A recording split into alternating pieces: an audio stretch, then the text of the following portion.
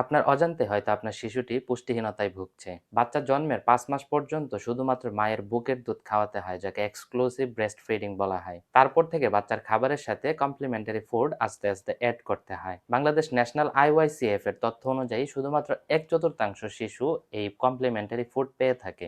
বাকিরা পুষ্টিহীনতায় ভোগে। আমরা সবাই চাই যে আমাদের সন্তানদের ভালো খাবারটা খাওয়ানোর জন্য। তাই আমরা বাজার থেকে উন্নত মানের সেরেলাক, সুজি, ওটস এবং ভাতের সাথে হালকা লবণ মিশিয়ে খাইয়ে থাকি। কিন্তু খেয়াল করলে দেখবেন এই সবগুলো খাবারই কিন্তু কার্বোহাইড্রেট। তাই বাচ্চার শরীরে প্রোটিন এবং ফ্যাটের ঘাটতি দেখা যায়। যখন বাচ্চার শরীরে প্রোটিনের ঘাটতি থাকবে তখন বাচ্চার পেট বড় হয়ে যাবে এবং হাত পা গুলা চিকন হয়ে যাবে। তাই এমন একটি খাবার বেছে নিতে হবে যে খাবারের মধ্যে সবগুলো পুষ্টি উপাদান থাকবে এবং একই ধরনের খাবার বাচ্চা তার পরবর্তী জীবনেও খাবে। এমন একটি আদর্শ খাবার হতে পারে খিচুড়ি। খিচুড়ির মধ্যে ভাত থাকে যা কার্বোহাইড্রেট, ডাল থাকে যার মধ্যে প্রোটিন এবং ফ্যাট থাকে, এবং আপনি কিছু শাকসবজি অ্যাড করতে পারেন। আপনি যদি দীর্ঘদিন বাচ্চাকে সেরেলাক এবং সুজি খাইয়ে বড় করেন, পরবর্তীতে যখন আপনাদের রেগুলার খাবার অর্থাৎ মশলাযুক্ত খাবার দেন তখন কিন্তু বাচ্চা খেতে চাইবে না। তখন বাচ্চার পুষ্টিহীনতা আরো বেড়ে যাবে। তাই আগে থেকেই হালকা মশলাযুক্ত খাবার খাইয়ে বাচ্চাকে অভ্যাস করুন।